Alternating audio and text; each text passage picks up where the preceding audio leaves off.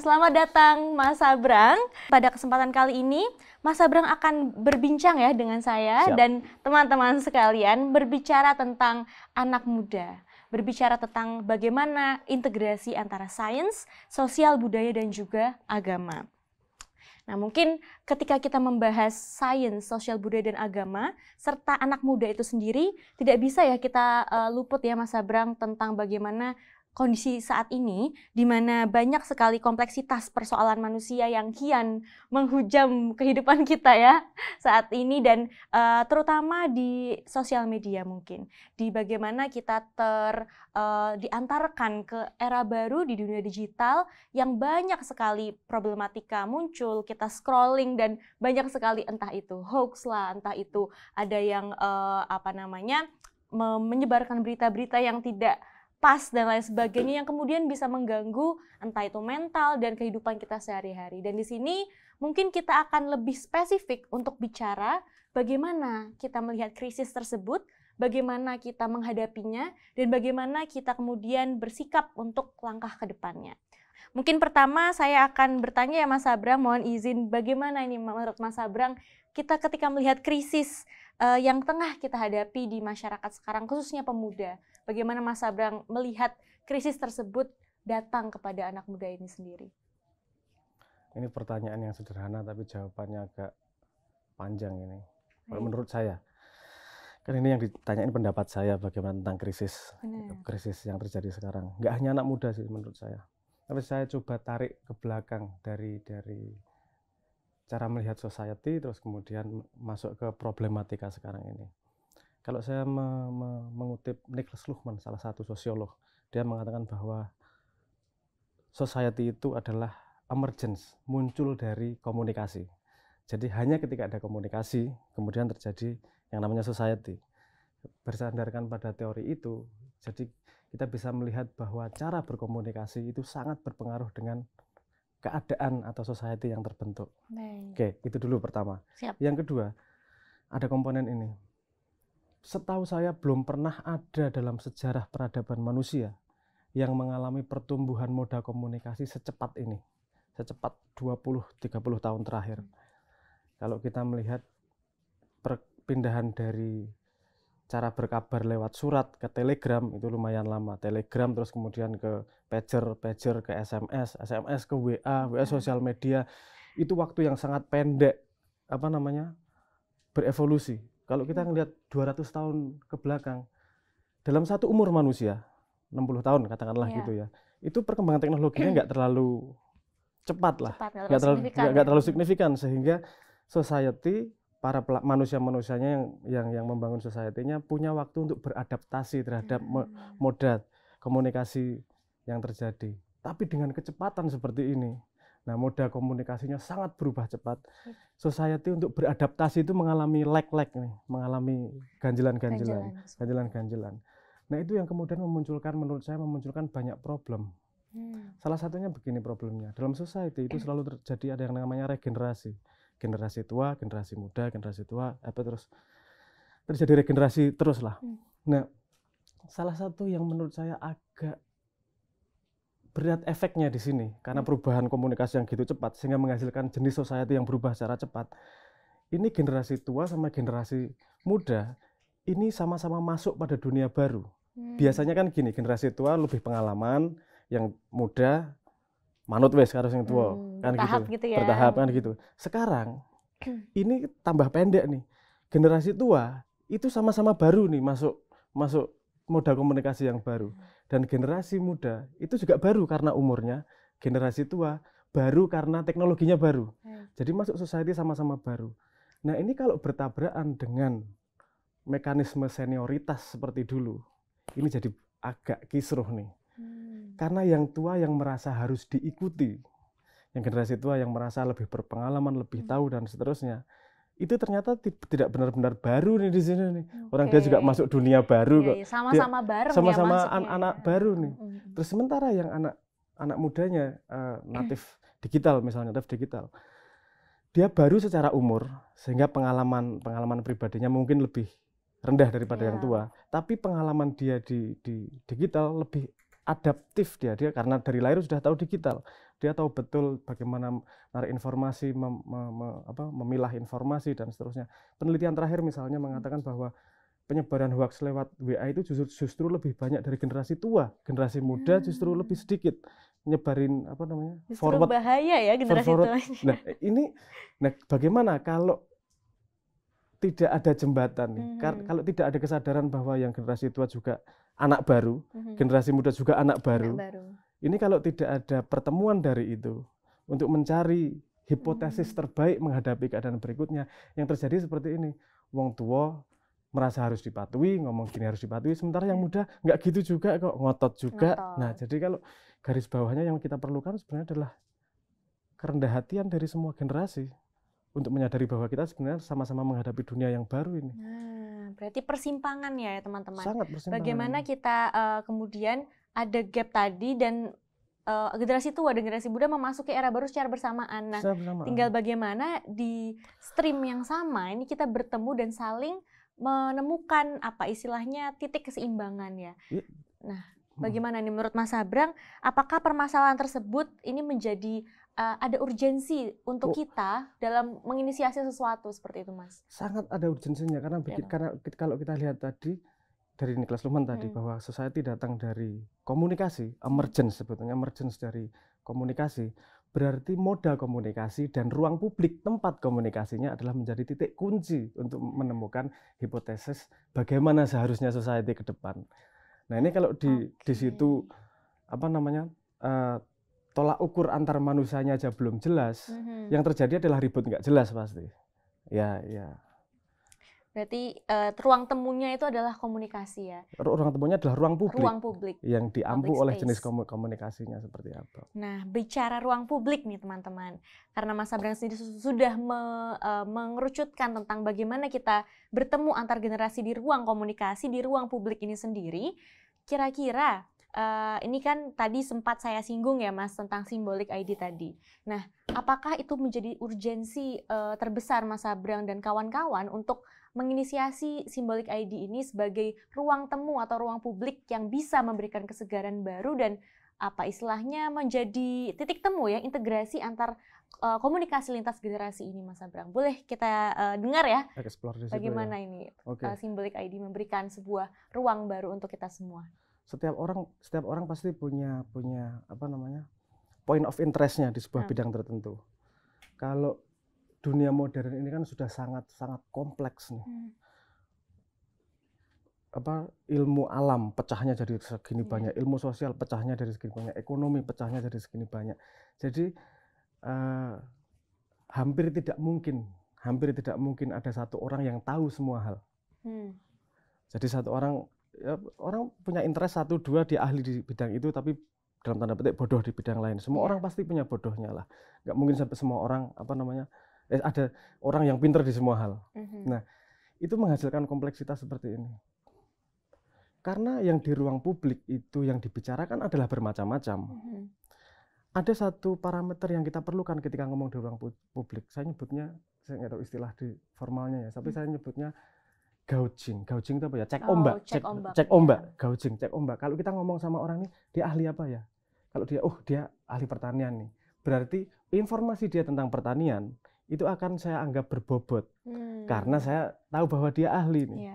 Nah kalau misalnya saya ngobrol sama ahli perikanan, dia ngomong kesehatan nggak saya dengerin, tapi kalau dia ngomong perikanan saya dengerin bener-bener. Nah itu ruang publik yang tidak menyediakan gauging seperti itu, ini akan menghasilkan komunikasi yang tidak ambigu nih nanti. Ambigu, terus saya percaya sama kamu bidang apa lagi? Nah karena tidak ada itu, kemudian megang parameter yang ada aja. Kira-kira parameternya apa yang ada nih? Itu jadi parameter untuk gauging orang. Sekarang karena yang disediakan oleh ruang publik online adalah like, berarti popularity. Saya nggak menolak popularity loh. Dalam satu titik popularity itu penting. Popularity juga penting.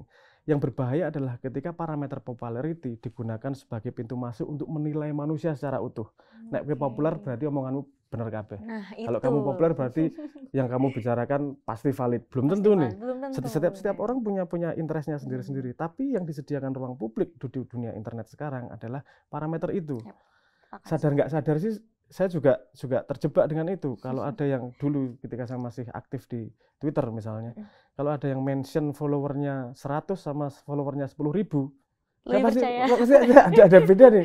Saya balesin yang 10.000. Yang saya dan merasa itu tidak objektif juga. Loh, ngopo sih ini kok saya gitu. Tapi memang yang disediakan di ruang publik itu yang membuat ruang publik sekarang kita sampai ada yang ngomong hilangnya kepakaran dan seterusnya lah, macam-macam kompleksitasnya. Ambiguitas itu intinya ya teman-teman. Bagaimana kita terjebak di dalam ruang publik yang terlalu penuh bubbles gitu ya. Ada di mana-mana selalu ada narasi yang mungkin berbeda-beda dan kita hanya terfokus pada yang orang-orang yang menyebutkan hal tersebut yang memang secara publik mereka populer gitu ya, kemudian bisa ada kecenderungan lebih mudah dipercayai seperti itu ya Mas ya. Padahal ruang publik ini kesempatan yang luar biasa untuk berbagi ilmu, diskursus, beda pendapat yang diobrolkan dengan baik. Itu karena di situ memang tempat nggodok kawah candra di mukanya tuh di situ. Benar. Tapi kalau jadinya hanya untuk menang-menangan, ini jadi males juga jadinya mainan ke situ. Dan substansi yang memang kita harapkan itu sendiri malah justru jadi derajat istilahnya kualitasnya itu menurun ya Mas ya. Substansinya kurang, kemudian bagaimana ruang dialektika yang seharusnya kita rawat dengan baik dan kita masuk di dalamnya serta berproses ini malah justru tidak istilahnya sangat-sangat berkurang kualitasnya. Nah, saya kasih garis bawah dulu. Nanti ntar ada yang ngomong, lu ada kok ahli di sosmed? Iya ada. Dan banyak juga yang memang beberapa ahli fisika saya follow, ada beberapa ahli sosiologi saya follow. Ya, itu ada juga yang seperti itu, yang bukan berarti terus 100% buruk juga sosial media, ada juga. Tapi menurut saya kurasi seperti itu tidak mudah. Karena contohnya gini, kalau saya mau menilai siapa yang paling hebat, yang paling bisa dipercaya untuk urusan kesehatan, saya tidak akan mampu mengukurnya karena saya nggak tahu apa-apa urusan kesehatan. Kan seharusnya teman-teman yang ahli di bidang kesehatan itu membantu saya kurasi untuk iki loh sing pinter panutannya, ini loh panutannya, saya ngikut karena saya nggak tahu apa-apa urusan kesehatan. Misalnya urusan COVID saya nggak berani ngomong apa-apa, bukan bidangnya saya sama sekali. Nanya ke yang kompeten. Semakin cepat kita menemukan sumber yang kompeten yang bisa dipertanggungjawabkan, semakin tertata nih narasi di ruang publiknya untuk ngobrolnya. Bahwa ada yang tetap mau populer itu nggak masalah juga, no problem. Popularitas juga sebuah dunia yang indah. Maksudnya yang indah juga, yang menyenangkan juga, bagian dari kehidupan manusia.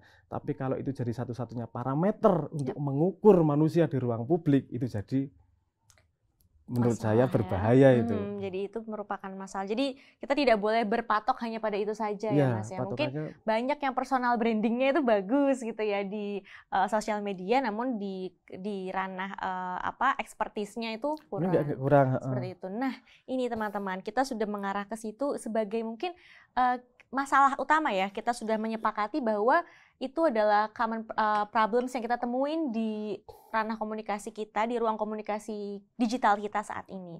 Nah, membahas apa sih kira-kira nilai-nilai mungkin ketika bercerita tentang Symbolic ID ya, boleh ya Mas Sabrang? Boleh. Apa filosofi terbesar atau landasan terbesar dari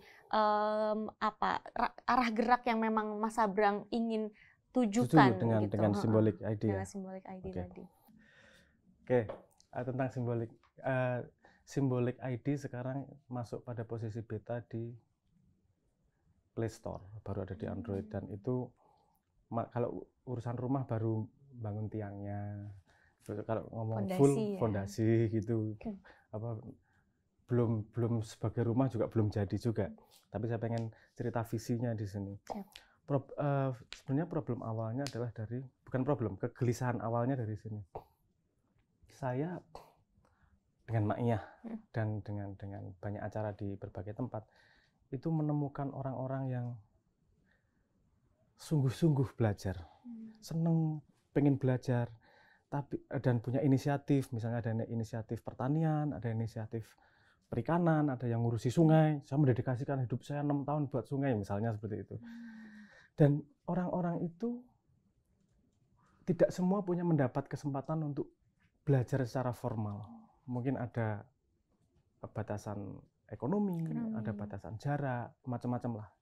Di sisi lain, saya ketemu dengan teman-teman di Jakarta dan beberapa kali ngisi misalnya di LPDP, saya ketemu orang-orang luar biasa pintar yang punya kesempatan sekolah sampai kuliah di luar negeri, sampai mereka punya pemikiran-pemikiran yang luar biasa, ilmunya banyak.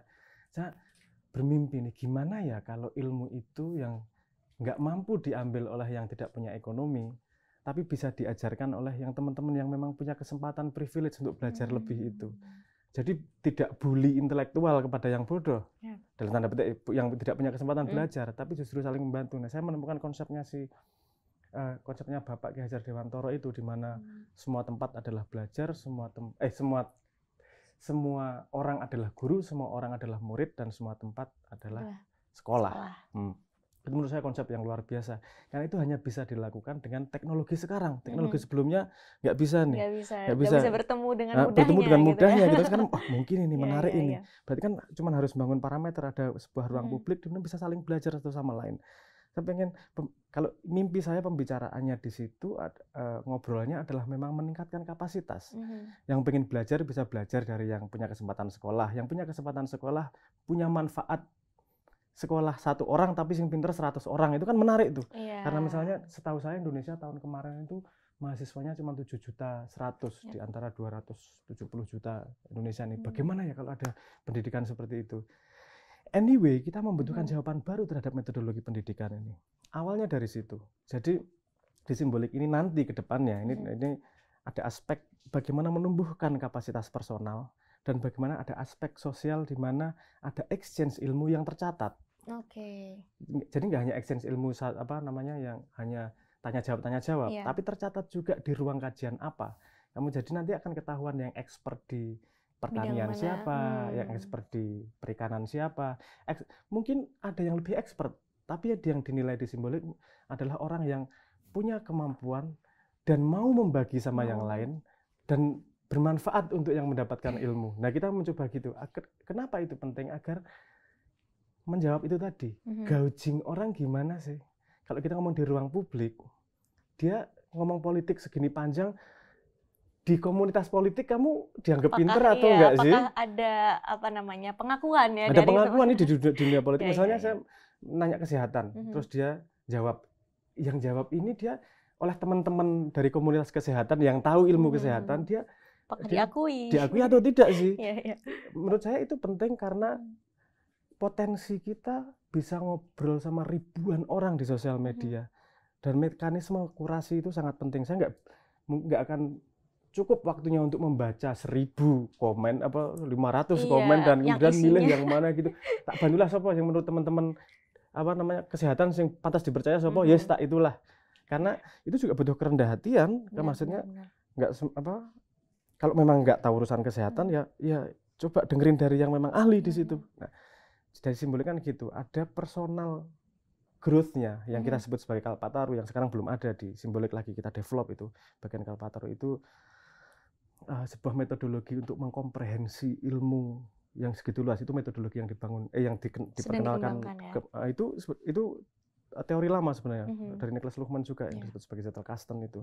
Jadi saya harapannya nanti ngobrol di internet atau browsing di internet itu diakuisisi jadi ilmu itu jelas, nggak cuma diinget-inget aja, tapi jadi komprehensi yang jelas. Memang ada metodologinya, itu sedang dibangun.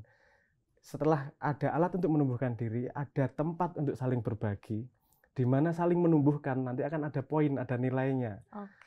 Mungkin ada orang-orang yang ngapain sih perlu dinilai, saya ikhlas kok ngasih. Justru itu, orang yang ikhlas ngasih, itu tugas orang lain yang mencatat keikhlasanmu. Kalau bukan orang lain siapa lagi? Kalau dia mau ngomong aku nih ya ikhlas nih, itu malah jadi riak kan. Pamer jadinya. Kamu pokoknya berbagi. Platform ini pengen mencatat. Orang yang mau berbagi ini menurut saya sangat perlu dihargai. Ketika kita melihat konteks ini berarti tadi ya kita percaya di ranah sosial media itu terlihat egaliter ya, semua ilmu itu sama, dan teman-teman dari Simbolik ID memang ingin mengerucutkan itu sekaligus mengkader ya, bagaimana seorang ahli pertanian bisa membuat ahli-ahli baru seperti itu ya.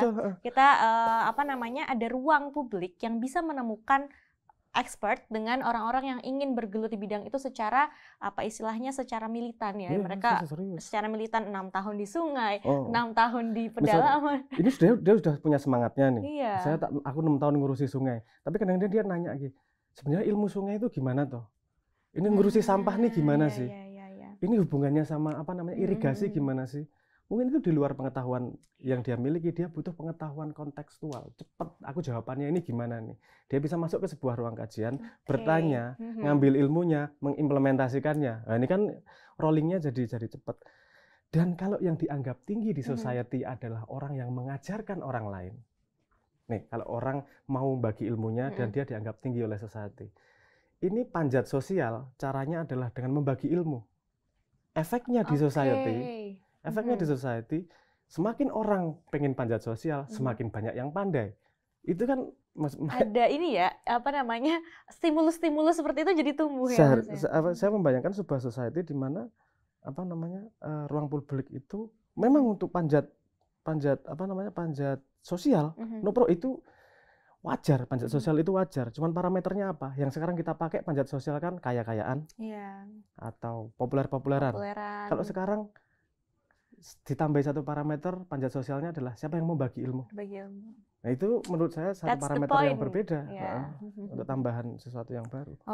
Jadi ketika kita melihat secara komprehensif ya tadi bagaimana kemudian kita bisa mencetak ahli-ahli baru tadi ya, ahli baru yang tadinya belum memiliki akses sehingga dia yang tadinya hanya ilmu-ilmu lapangan saja menjadi ada kelengkapan ilmu yang teoretikal, ilmu normatif dan ilmu experience. Nah, disitulah kita bisa mencetak ya teman-teman, bagaimana generasi muda ini nanti akan hadir generasi-generasi baru secara sustainable dengan mekanisme yang sangat-sangat sangat-sangat ideal ya menurut saya pribadi Mas Abrang.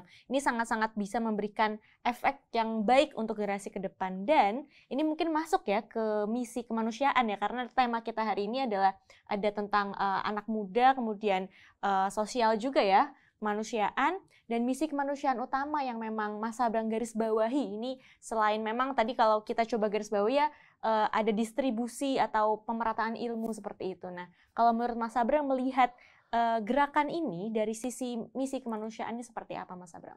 Ini saya bedah dulu misi kemanusiaan ya, berarti kita ngomong tentang manusianya.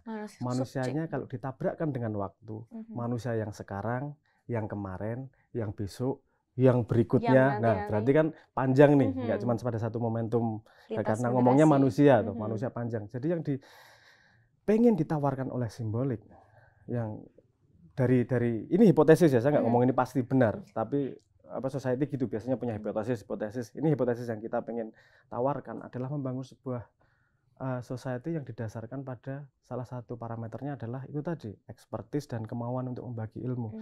Ini berangkat dari mana sih? Ini berangkat dari pemikiran ini aja sebenarnya. Kita mengamati proses evolusi. Ini agak melebar ya sedikit, tapi agar tahu kenapa ini berhubungan dengan manusia. Proses evolusi kan begini. Harimau, singa misalnya, singa yang terkuat akan punya kesempatan untuk punya keturunan. Generasi berikutnya akan mewarisi sifat kekuatan itu.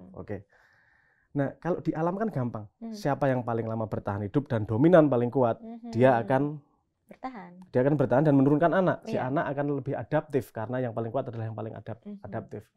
Nah, ini di dunia manusia kan juga seperti itu. Yang dianggap tinggi oleh society akan direplikasi oleh generasi berikutnya secara ideas. Idolanya siapa? Pasti yang diikuti udah idolanya. Kalau idolanya orang kaya, dia akan mencoba menjadi orang kaya berikutnya. Yang bertindak sama dengan orang kaya itu. Dan bahkan diekspansi strategi untuk menjadi kayanya, dia pelajari, dia tambahin lagi kan kaya boleh. Misalnya popularity. Kita lihat lagi-lagi garis bawah saya nggak masalah ya dengan popularity. Cuman ada efeknya gini juga. Yang dianggap tinggi adalah popularity. Generasi berikutnya mengidolakan orang-orang yang populer, dia akan mengadopsi cara-cara itu dan kemudian mereplikasi dan mengembangkan teknologi, strategi untuk agar lebih populer itu tadi. Saya simbolik membayangkan kalau yang dianggap tinggi oleh society yang dianggap tinggi oleh society adalah orang-orang yang mau berbagi ilmu dan memang kompeten. Generasi berikutnya akan lebih membagi ilmu dan lebih kompeten lagi. Ini secara manusia, ini apa namanya, secara tadi misi kemanusiaan, ini regenerasinya akan berdasarkan kompetensi. Kan gitu. Ya ini misi kemanusiaan sebenarnya itu. Karena kalau menurut saya kalau regenerasinya berdasarkan kompetensi, yang artinya gini, orang yang kompeten adalah orang yang mampu menjawab masalah. Jadi ketika banyak orang mampu menjawab masalah secara society, tingkat adaptasi terhadap perubahan akan sangat cepat, akan lebih cepat. Karena kedepannya perubahan pasti akan lebih cepat lagi. Kalau kapasitas adaptif masyarakat kita tidak tinggi, akan ketinggalan terus nih. Gimana meninggikan dengan parameter itu tadi? Dan ini nggak mungkin hanya dengan simbolik, ini butuh conformity, butuh kita semua gitu. Misalnya paling gampang gini lah, sorry agak saya tambahin lagi anak kalimat. Misalnya gini, ada kalimat di hadis mengatakan bahwa serahkan sesuatu kepada bukan ahlinya, maka tunggu kehancurannya. Serahkan sesuatu kepada ahlinya. Misalnya gini, pemilihan camat. Kamu punya masalah apa nih menurutmu di lokalmu? Aku punya masalah sama urusan pertanian. Cari camat yang kompeten di dunia pertanian. To solve that problem. Akan solve problem itu karena dia punya kompetensinya. Dan ini orang yang berangkat ke situ memang dia sudah membangun kapasitasnya, dia ngajari orang lain, sehingga akan teramplifikasi kemampuannya. Nah, kalau kita sekarang milih orang yang ngurus saja nggak punya kompetensi, berharap masalah tiba-tiba selesai, itu kan ya mimpi. Jadi metodologi ke sana gimana sih? Ya kita harus mencari nih, karena kita nggak tahu nih orang yang pintar sebenarnya di mana sih? Bisa di ujung sana, bisa di kampung mana? Cuman tersebar lah ya secara abstrak. Iya, sangat apa? Lotre itu dalam tanda petik. Kalau lotre itu bisa jadi dia modalnya sangat pandai, tapi dia di sebuah desa yang tidak ada akses, terpencil, tidak ada akses untuk sekolah. Dengan ini harapan saya dia bisa belajar dari para ahli untuk membangun kapasitasnya dengan cepat dan suatu saat dipercaya untuk menghandle masalah itu. Gitu.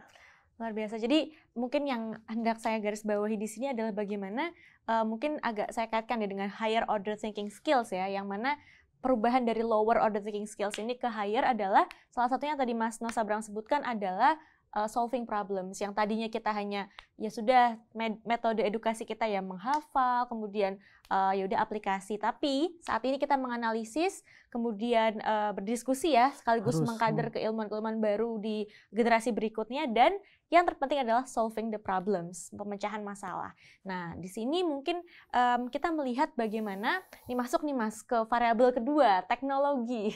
Bagaimana Mas Sabrang ini melihat inovasi teknologi saat ini yang dapat kita memang gunakan ya sebagai terobosan, khususnya di teman-teman Symbolic ID ini kan juga menggunakan platform teknologi ya. Bagaimana kemudian Mas Sabrang melihat ilmu pengetahuan atau sains ini atau teknologi ini dalam menjawab persoalan, dalam memecahkan masalah yang sangat-sangat kompleks yang tadi sudah kita bahas. Kalau dari perspektif teknologi seperti apa, Mas? Sekarang kalau kita ngomong sampai AI, sampai blockchain, kemungkinan seperti itu nanti akan terlalu jauh akan sangat berat. Saya akan paling fundamennya dulu, fundamennya bahwa teknologi digital dan networking ini memungkinkan manusia untuk nabrak limitasi waktu dan tempat, waktu dan jarak komunikasi. Itu kan belum terjadi sebelumnya tuh. Mau pakai surat nunggu seminggu balasannya, ini instan nih semuanya. Nah, speed komunikasi ini sangat punya potensi untuk bisa terjadi diskursus yang cepat dan dari mana saja. Walaupun ini juga punya potensi untuk kita jadi snap judgment. Ngelihat satu tulisan sudah punya judgment, ngelihat satu tulisan punya judgment, itu juga resiko yang harus dipikirkan. Gimana ya mencari jalan objektifnya? Ya simbolik itu mencoba menggunakan platform teknologi ini untuk mengimplementasikan Ki Hajar Dewantara ini loh. Yang efeknya nanti pada regenerasi society, milih pemimpin kayak milih siapa yang ngurusi masalah kayak dalam otomatis itu juga terjadi pendidikan massal dalam tanda petik lah. Oke. Jadi di situ ya kita temukan teknologinya sudah sangat jelas bagaimana kita menggunakan speed of technology ini, speed of communication juga dalam mengkoneksikan ilmu-ilmu tadi yang sudah kita bahas. Dan apalagi Mas? Ada problem utamanya dari speed komunikasi adalah kurasi. Kurasi. Problem utamanya dulu ketika komunikasinya, cara transmisi ilmunya masih lambat. Kalau kita nerima buku, itu bukunya sudah dikurasi itu. Buku pelajaran sekolah itu sudah dikurasi oleh para ahlinya, sehingga dia bisa sampai ke tangan kita di sekolah itu sudah melalui filter-filter luar biasanya. Verified lah ya. Sekarang kan ada informasi baru udah langsung di depan mata nih. Tanggung jawab kurasi yang tadinya dipegang oleh sekelompok orang yang ahli, sekarang dilimpahkan kepada kita sendiri untuk mengkurasi, memfilter itu. Dan saya nggak ngomong bahwa orang nggak bisa memfilter, itu pekerjaan yang memang sangat susah memfilter itu, karena tidak ada satu orang pun yang ahli di semua bidang. Makanya di sini juga mencoba menjawab itu. Yuk kita saling bantu kurasi. Urusan kesehatan, aku minta bantuan komunitas kesehatan. Untuk urusan perikanan, saya minta komunitas perikanan yang membantu saya kurasi. Jadi saling membantu ini terhadap kurasi. Jadi kita masih bisa memanfaatkan speed komunikasi tanpa kehilangan kemampuan kurasi.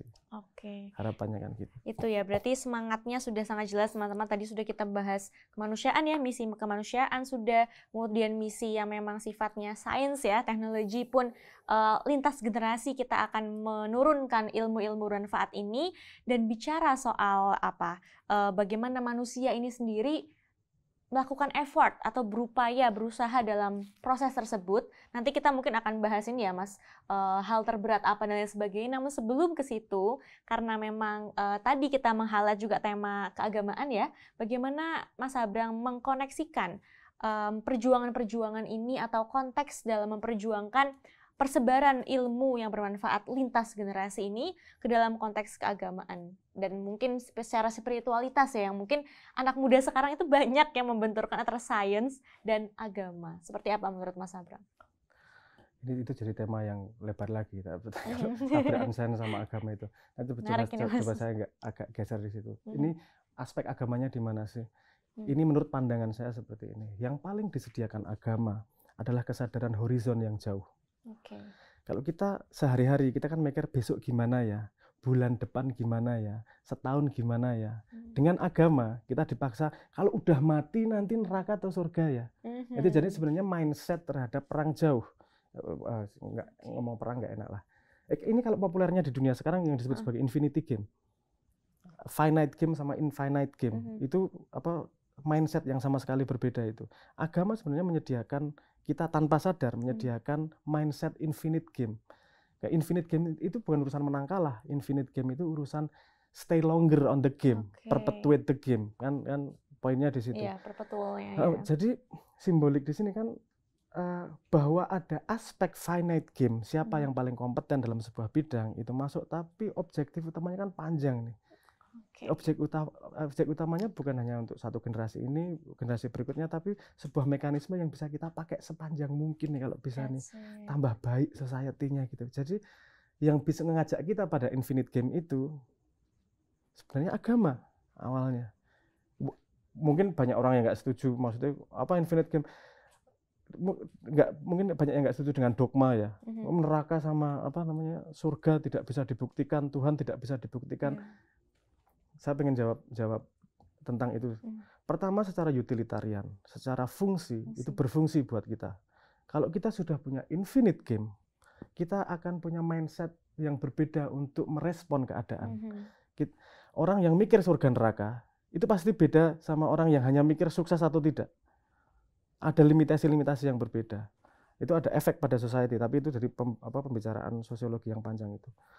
Nomor 2, sering argumentasi paling dasar sains untuk nabrak agama. Itu tuh gini, agama itu Tuhan itu tidak bisa dibuktikan.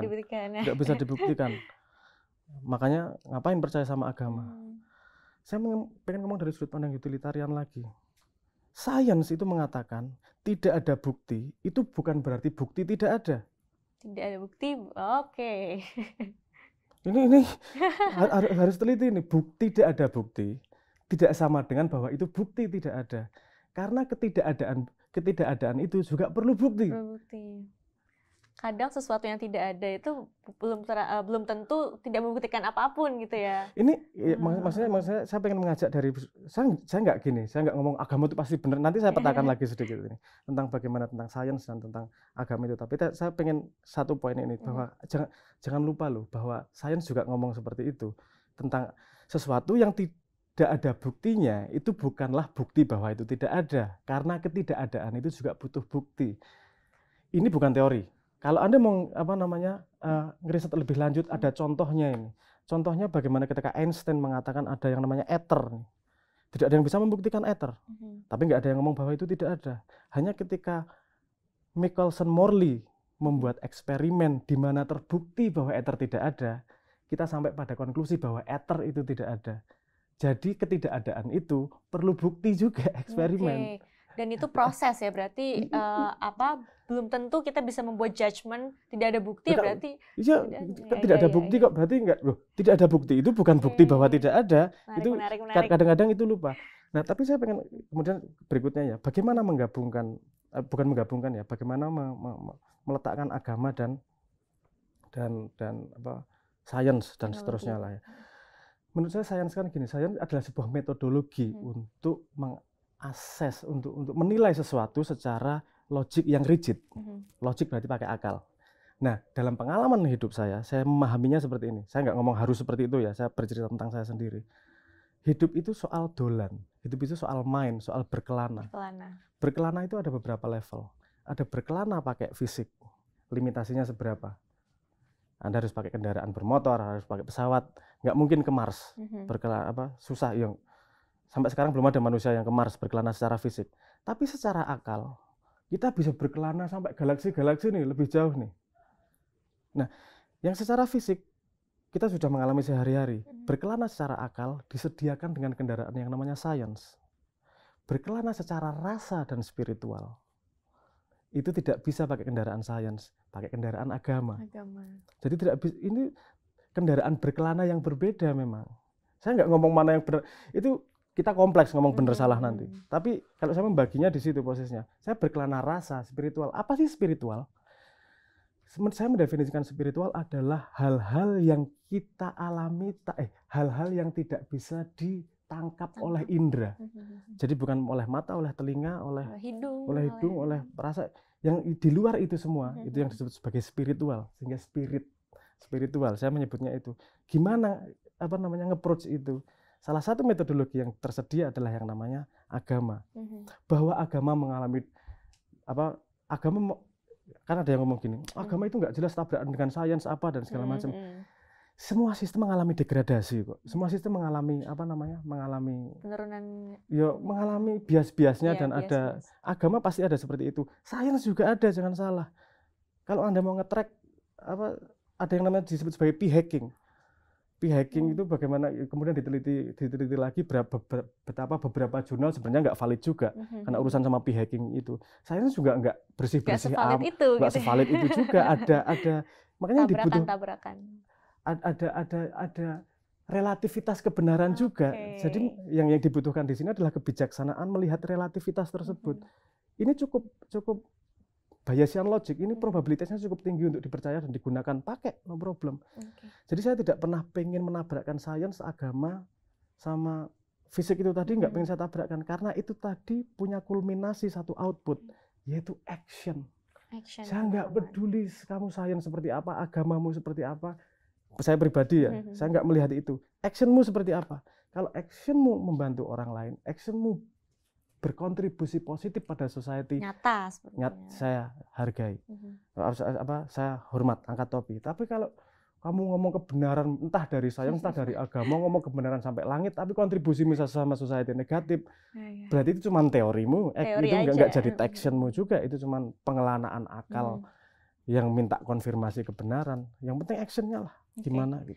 Jadi bagaimana kemudian bahasan-bahasan terkait keagamaan ya tadi, bagaimana kita bagaimana orang-orang membenturkan itu hanya bagian dari istilahnya tubrukan-tubrukan itu sendiri ya, yang mana bisa kita maknai dengan secara bijaksana untuk kita sikapi, kita aplikasikan dalam aksi. Iya. Dan mungkin tadi kita mendapat jawaban luar biasa teman-teman, bagaimana kita mengintegrasikan ilmu pengetahuan yang sifatnya tadi mungkin eksak gitu ya, dan yang sifatnya akal, dan yang sifatnya memang beyond akal gitu, yang sifatnya spiritual dan sifatnya infinite tadi.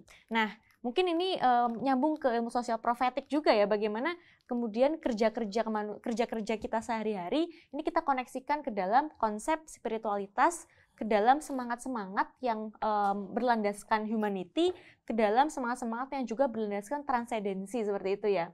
Nah, di sini mungkin teman-teman penasaran ya ketika kita membahas seperti ini dengan bagaimana nilai-nilai yang ingin diperjuangkan secara sustainable ya nanti lintas generasi, amin, oleh teman-teman Symbolic ID.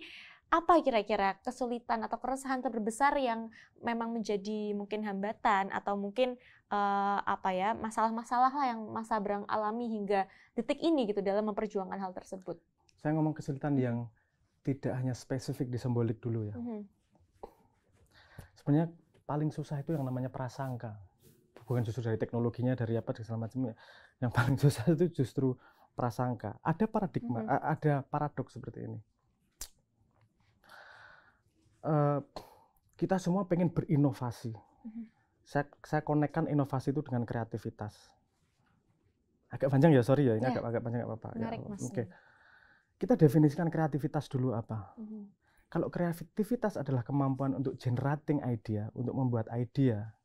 Jadi semua orang di dunia pasti punya ide. Punya ide, punya pandangan. Jadi nggak ada artinya kata kreativitas itu. Semua orang punya kok. Ngapain kita omongin spesial gitu ya? Nggak ada yang spesial, semua orang punya ya, Pak. Jadi harus kita definisikan lagi nih kreativitas di mana nih.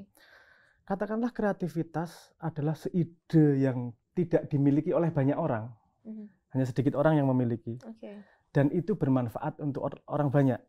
Oke, kita kasih limitasi kotak kreativitas di situ. Nah, berarti kan ide yang baru sama sekali.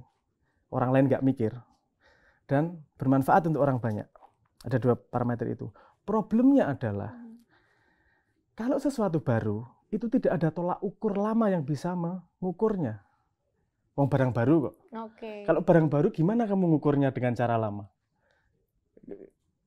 Dan kemudian ini mohon maaf ini beberapa pengalaman pribadi ketika saya kan dengan Symbolic ini juga berusaha sebisa mungkin ketemu dengan sebanyak mungkin ahli dan minta dihajar lah, minta dikritik dan seterusnya lah.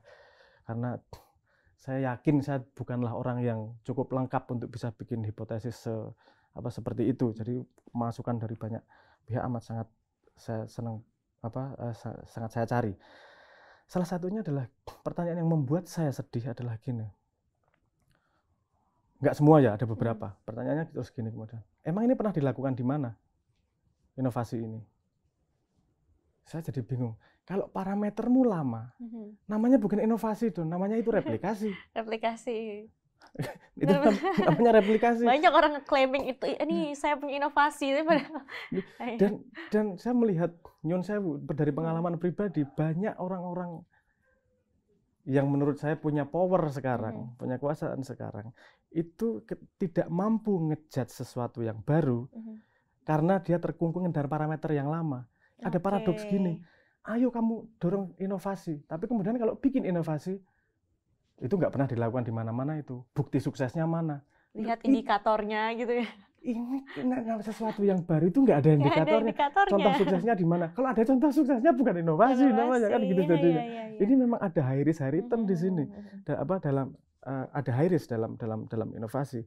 Nah, prasangka-prasangka yang tidak menyadari seperti itu yang membuat repot kadang-kadang. Kalau kamu dorong inovasi, cari ide baru dong. Ketika ada ide baru, jangan kamu matiin dengan parameter lama. Harusnya masuk pada argumentasi dia, kenapa kamu punya ide seperti itu. Karena kita sama-sama masuk dunia baru itu tadi. Nah ini, gap itu agak susah nih. Prasangka yang lebih kecil lagi, kita punya naluri gini nih. Kita, termasuk saya, punya naluri seneng ngejudge hanya dengan informasi sedikit. Ngelihat judul video udah bisa komen. Ini apa? Ngelihat orang ngomong 5 menit itu udah bisa nyalain. Kamu kenal seberapa sih? ngelihat orang tuh seolah-olah simple dengan kacamata kompleksitas diri kita. Lu semua orang tuh kompleks ya.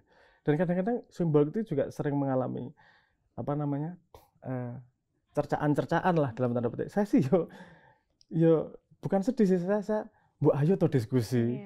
Kamu nonton sekilas, lihat 3 kalimat, terus seolah-olah punya pengetahuan utuh untuk merespon. Ini sebenarnya nggak hanya masalah, ini masalah semua orang termasuk saya juga rentan terhadap masalah itu. Makanya saya pengen banget jaga nggak komen, hati-hati kalau komen, karena harus sadar bahwa sebenarnya pengetahuan kita terhadap yang kita komen ini seberapa sih validnya, masih dangkal yang kita. Jadi yang kita dihadapi simbolik paling susah adalah prasangka-prasangka itu, karena komen lebih penting daripada menggali. Karena ngejudge itu, karena ngejudge itu lebih menyenangkan, lebih mudah daripada menggali lebih dalam. Oke, jadi masalah itu mungkin yang menjadi salah satu ini juga ya Mas, bagaimana itu refleksi kita juga ya, mungkin saya juga ini mau yang orang sudah expert seprofesor apapun melihat hal-hal yang konteksnya masih sambil lalu gitu ya, ini apa judgement tersebut mungkin ini kadang-kadang yang saya alami sendiri. Saya baca sebuah berita, terus baca statement si A gini, terus saya kok bodoh sih kok statementnya seperti ini. Tapi kemudian saya track sumbernya, sebenarnya ngomongnya nggak gitu juga. Ngomongnya tuh lengkap dan kompleks. Ini si wartawan yang nulis ini, karena ketidakmampuan dia menangkap. Ini rephrase-nya, nulisnya jadi dangkal. Iya. Kok saya disetir nih sama media massa, sama yang saya nggak tahu, reframing sama wartawan yang saya nggak tahu siapa ini. Ini juga jadi problem di dunia kita digital ini, karena yang ngomong nggak tahu siapa ini, kan gitu. Iya. Nah, ini teman-teman, permasalahan seperti ini yang mungkin harus kita ejawantahkan dalam aksi nyata ya, tadi kita sudah bilang, dan mungkin dalam konteks di simbolik ini ada diskusi anonim ya Mas ya.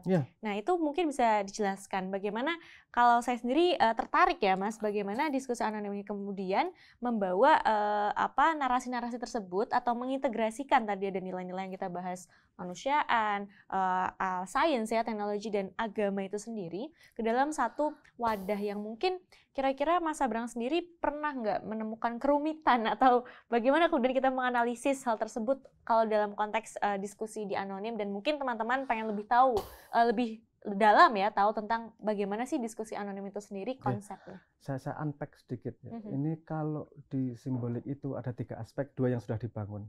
Aspek pertama Zettelkasten itu metodologi untuk akuisisi informasi, dan kita membuat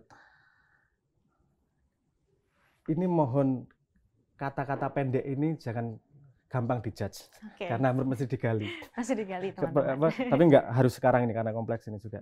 Zettelkasten itu membangun external consciousness, membangun eksternal kesadaran eksternal kita, sehingga kita bisa ngobrol sama diri sendiri itu seolah-olah dengan eksternal. Itu yang akan dibangun. Ini lagi dibangun. Makanya saya ngomong simbolik belum lengkap itu, karena ini masih proses dibangun.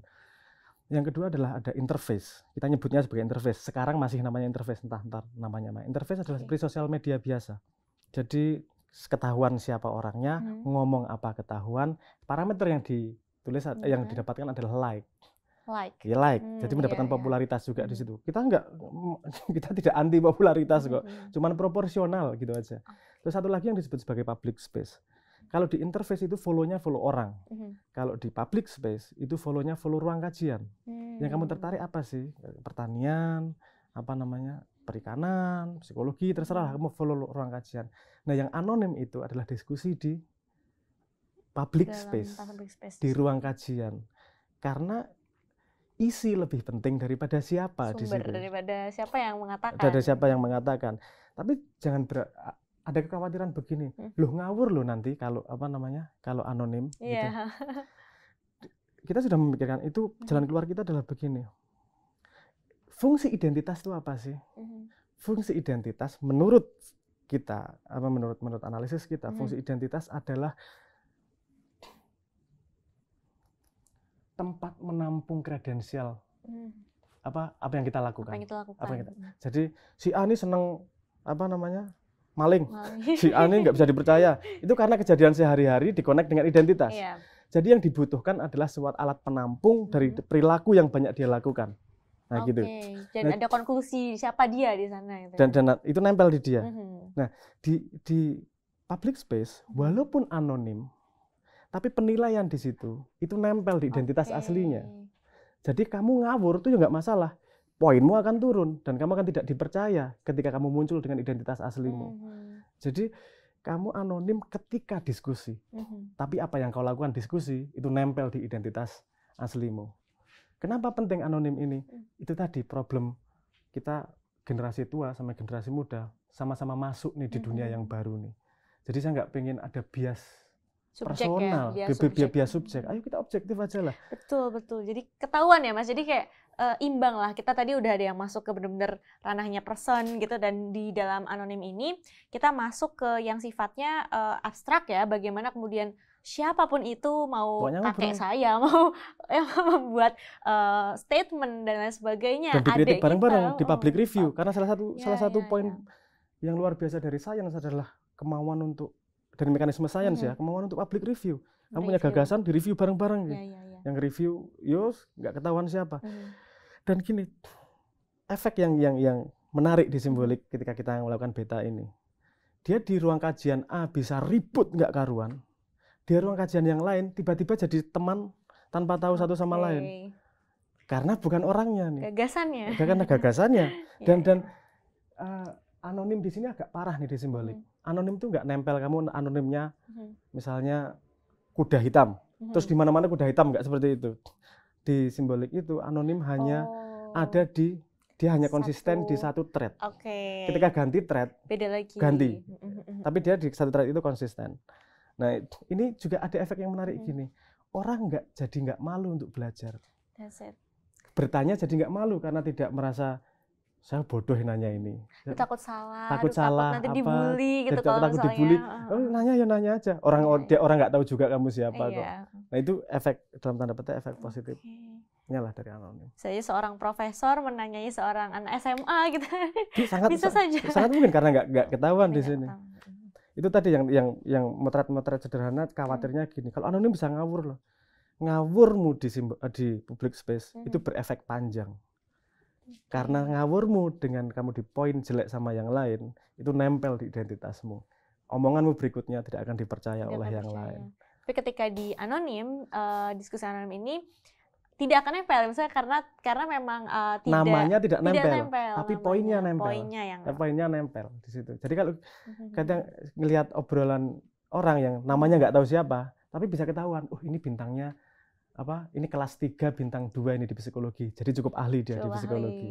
Nah, urusan kurasi itu tadi, membantu urusan kurasi itu tadi. Jadi bisa otomatis ada penilaian publik ya di sana, penilaian publik berdasarkan gagasan. Jadi meskipun kamu seorang anak SMA kelas 2, tapi gagasanmu memang berdasarkan teori yang berlandaskan yang bagus gitu ya. Ya itu kamu akan mendapat apresiasi publik dan pengakuan publik.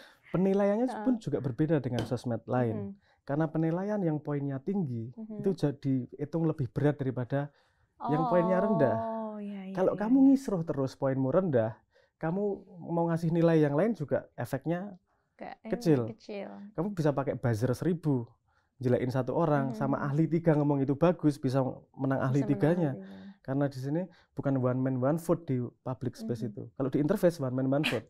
Kalau di public space itu bobot orangnya, ekspertis di bidang itu kita implementasikan. Dan dinilai ya. Dinilai juga. Diakumulasi juga dan dalam penilaian proses. Public, memang public review nih, tapi penilaian seorang profesor yang poinnya tinggi itu nilainya lebih dihargai daripada anak yang nggak belajar apa-apa di bidang itu kan.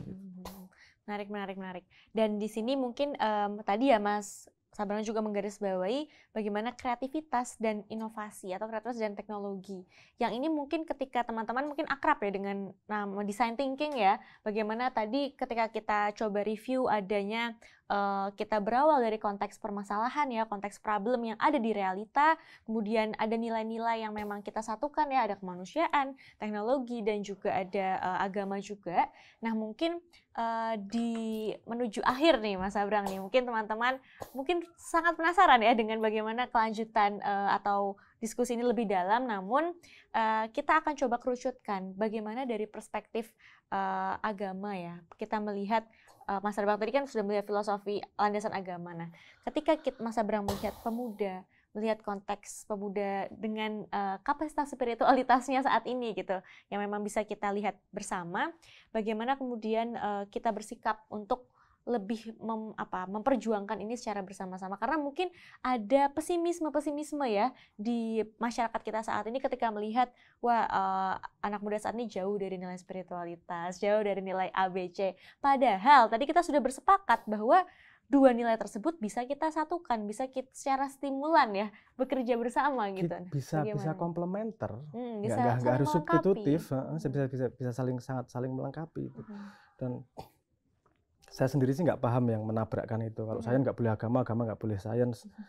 Orang yang sangat beragama kemudian menjadi ateis ya ada. Kemudian ada salah satu ilmuwan besar, ya salah satu yang memimpin proyek Genom itu, yang dari kecil sangat nggak peduli agama, tapi tuanya kemudian masuk agama dengan argumentasi sainsnya juga ada. Jadi macam-macam. Menurut saya sih nggak senang ngejudge perjalanan siapapun ya. Itu monggo perjalanan Anda yang ngasih hidup bukan saya. Sesama siswa tidak bisa mengisi rapat teman. Sebenarnya gitu. Biar Tuhan aja yang penting outputnya gimana nih, kita saling membantu. Nah, sebenarnya di simbolik ini kalau ngomong pada konsep nyambung sama konsep agamanya, yang menurut saya juga hipotesis baik dalam membangun society adalah begini. Agama hadis kalau nggak salah mengatakan bahwa sebaik-baiknya orang adalah orang yang bermanfaat untuk orang lain. Istiqomah khairat. Berlomba dalam kebaikan, itu berlomba dalam kebaikan. Sebaik-baiknya adalah orang yang bermanfaat, bermanfaat untuk orang lain. Bermanfaat tuh gimana sih? Ada yang dengan ngasih sedekah, ada yang membantu dengan waktunya, ada yang membantu dengan keringatnya. Saya di simbolik pengen mengimplementasikan ini. Kamu bermanfaat dengan membagi perspektifmu. Karena kalau membagi ilmu, membagi perspektif, itu kamu nggak kekurangan apa-apa. Kalau kamu ngasih duit 1.000, duitmu hilang 1.000. Kalau ngasih ilmu, kamu nggak berkurang apa-apa loh. Jariah ya malah justru malah jadi jariah. Saya pengen, mimpi saya sebenarnya adalah bagaimana kalau orang pengen bermanfaat untuk orang lain, itu caranya sangat mudah. Gimana caranya? Pegang satu ruang kajian yang kamu sangat cintai. Entah itu ruang kajian mancing, ruang kajian sepeda, ruang kajian kebatinan, ruang kajian perdukunan, urusanmu. Karena setiap orang punya interestnya masing-masing. Ya.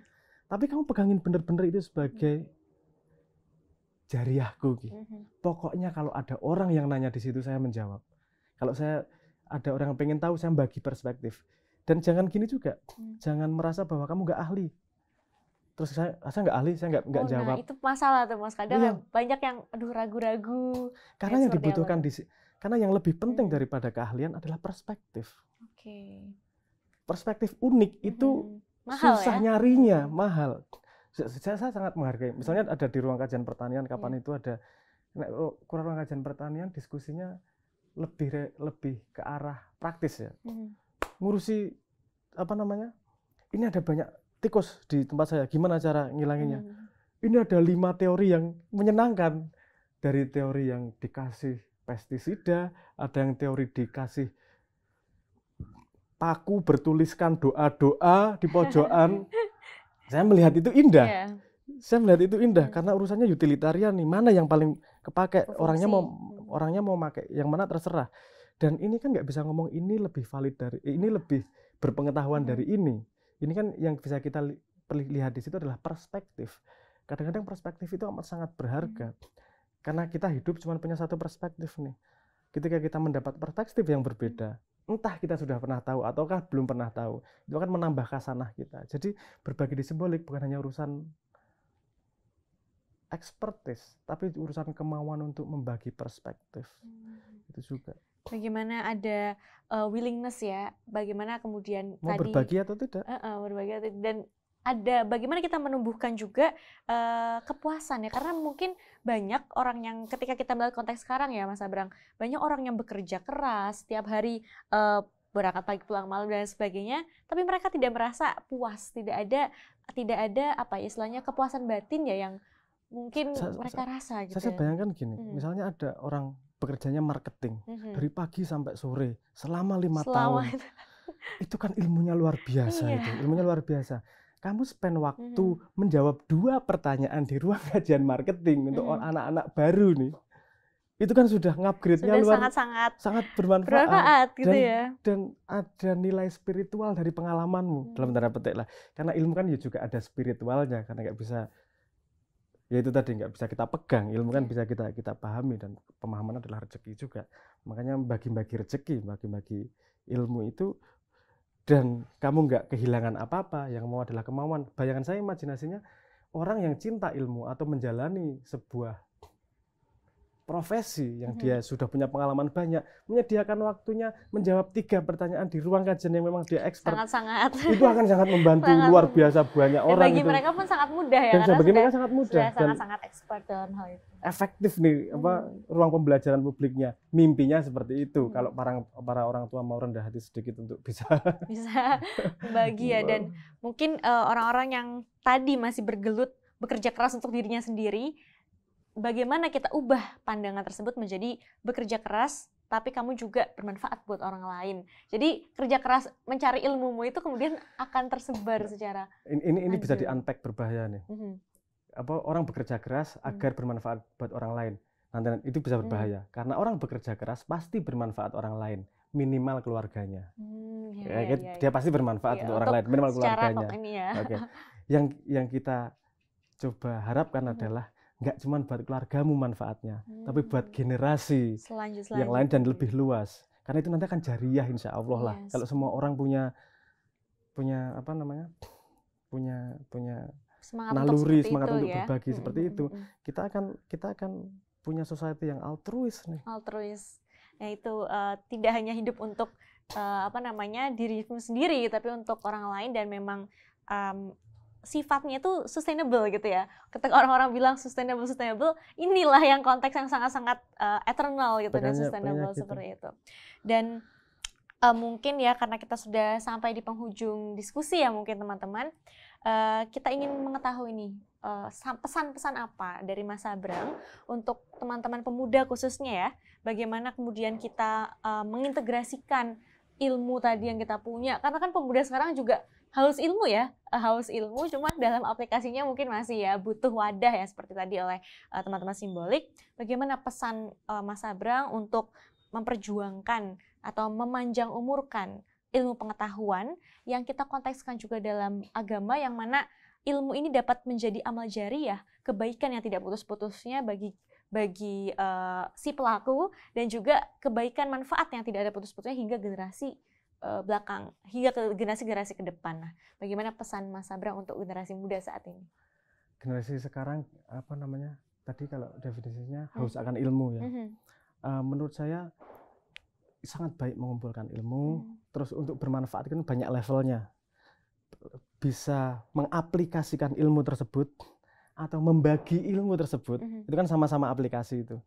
Jadi menurut saya natural aja. Kamu kalau lagi seneng ngumpulin ilmu, kumpulin ilmu.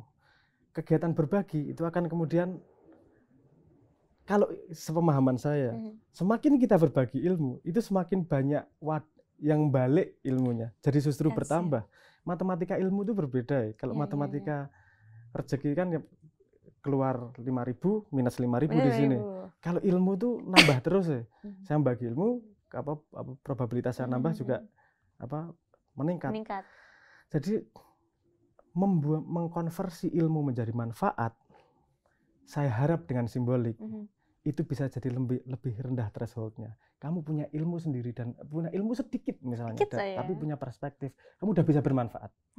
Dengan bermanfaat itu ilmumu naik, potensimu bermanfaat tambah lebar lagi. Naik lagi gitu ya, berkembang biak seperti itu. Jadi society yang memang kita girohnya ini pada berbagi ilmu, nanti membuat inisiatif-inisiatif. Tidak semua orang punya kesempatan mengaplikasikan ilmu karena banyak limitasi juga ya. Tapi yang bisa mengaplikasikan ilmu terus kamu aplikasikan dengan baik. Tapi kalau nggak bisa mengaplikasikan ya bukan minimal sih, itu itu eksplorasi di bidang yang lain. Kamu perdalam ilmu itu, membagi ilmu itu sebanyak mungkin orang. Mungkin kalau kamu nggak bisa mengaplikasikan, siapa tahu satu muridmu yang kamu ajar itu bisa mengaplikasikan, kamu jadi punya investment di situ untuk jariahnya. Nah ini satu nggak enak mau ngomong, tapi saya pengen gini, dengan simbolik, dengan naluri yang hanya mau berbagi, menjaga satu ilmu, kita sama-sama saling menjamin surga kita. Dalam tanda petik pengennya kan gitu. Ya dengan mudah, dengan 15 menit, dengan cinta sama ilmu. Kalau ilmu kan tidak seberat harus sedekah toh. Kalau sedekah ya sedekah ya saya yang butuh sedekah ya kan gitu. Tapi kalau perspektif semua orang kan punya yang bisa dibagi tanpa mengurangi yang kamu miliki. Justru bertambah ya. Dalam ruang dialektika tersebut kita membagi dan ada feedback juga gitu ya. Walaupun kadang feedbacknya kita nggak seneng.